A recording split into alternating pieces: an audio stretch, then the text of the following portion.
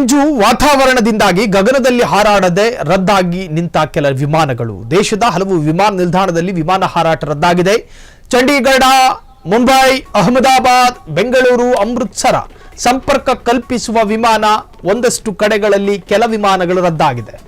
ದೇಶದ ಹಲವು ವಿಮಾನ ನಿಲ್ದಾಣದಲ್ಲಿ ವಿಮಾನ ಹಾರಾಟ ರದ್ದಾಗಿದೆ. ಕಾರಣ ಮಂಜು ಸಹಿತವಾದ ವಾತಾವರಣ ಇದ್ದ ಕಾರಣ ಹಾರಾಡಿಲ್ಲ. ಚಂಡೀಗಢ, ಮುಂಬೈ, ಅಹಮದಾಬಾದ್, ಬೆಂಗಳೂರು, ಅಮೃತಸರ್ ಸಂಪರ್ಕ ಕಲ್ಪಿಸುವ ಮಾರ್ಗಗಳಲ್ಲಿ ಕೆಲ ವಿಮಾನ ನಿಲ್ದಾಣದಲ್ಲಿ ವಿಮಾನಗಳು ರದ್ದಾಗಿದೆ. ದಟ್ಟ ಮಂಜಿನ ವಾತಾವರಣ ಇದ್ದ ಕಾರಣ ರದ್ದಾಗಿದೆ ಎಂದು ಹೇಳಲಾಗ್ತಾ ಇದೆ.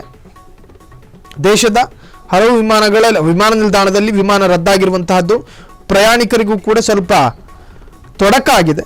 ಆದರೆ ವಾತಾವರಣ ಸರಿಯಾದ ನಂತರ ವಿಮಾನ ಹಾರಾಟ ಮತ್ತೆ ಮುಂದುವರೆದಿರುವಂತಹದ್ದು ವರದಿಯಾಗಿದೆ.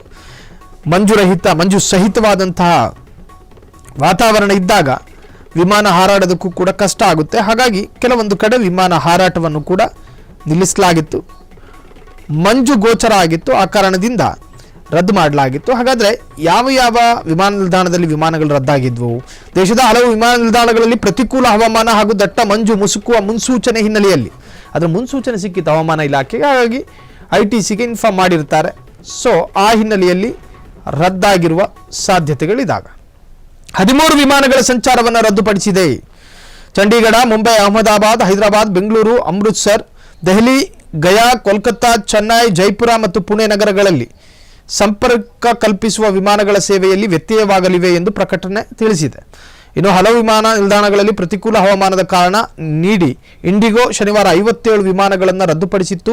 ಪೈಲಟ್ಗಳ ಕೆಲಸದ ಅವಧಿ ಮತ್ತು ವಿಶ್ರಾಂತಿಗೆ ಸಂಬಂಧಿಸಿದಂತೆ ಕಟ್ಟುನಿಟ್ಟಿನ ನಿಯಮ ಜಾರಿಗೊಳಿಸಿ ಹಲವು ವಿಮಾನಗಳ ಸೇವೆಯನ್ನು ರದ್ದುಪಡಿಸಿದ್ದ ಇಂಡಿಗೋ ಇದೀಗ ಪ್ರತಿಕೂಲ ಹವಾಮಾನದ ಕಾರಣ ನೀಡಿ ಸೇವೆ ರದ್ದುಪಡಿಸಿದೆ. ಒಟ್ಟಾರೆ ಕೆಲವೊಂದು ವಿಮಾನ ನಿಲ್ದಾಣದಲ್ಲಿ ವಿಮಾನ ಹಾರಾಟ ರದ್ದಾಗಿದೆ. ಕಾರಣ ಮಂಜು ಸಹಿತವಾದಂಥ ವಾತಾವರಣ ಇದ್ದ ಕಾರಣ ರದ್ದು ಮಾಡಲಾಗಿತ್ತು. ಅದಾದ ನಂತರ ವಾತಾವರಣ ಸರಿಯಾದ ಮೇಲೆ ಹಾರಾಟ ಮುಂದುವರೆದಿದೆ. ಕ್ಷಣ ಕ್ಷಣದ ಸುದ್ದಿಗಳಿಗಾಗಿ ಫ್ರೀಡಂ ಟಿವಿ ಸಬ್ಸ್ಕ್ರೈಬ್ ಮಾಡಿ, ಲೈಕ್ ಮಾಡಿ ಹಾಗೂ ಫಾಲೋ ಮಾಡಿ. ಹೊಸ ಸುದ್ದಿಗಳ ನೋಟಿಫಿಕೇಶನ್ಗಾಗಿ ಬೆಲ್ ಐಕಾನ್ ಮೇಲೆ ಕ್ಲಿಕ್ ಮಾಡಿ.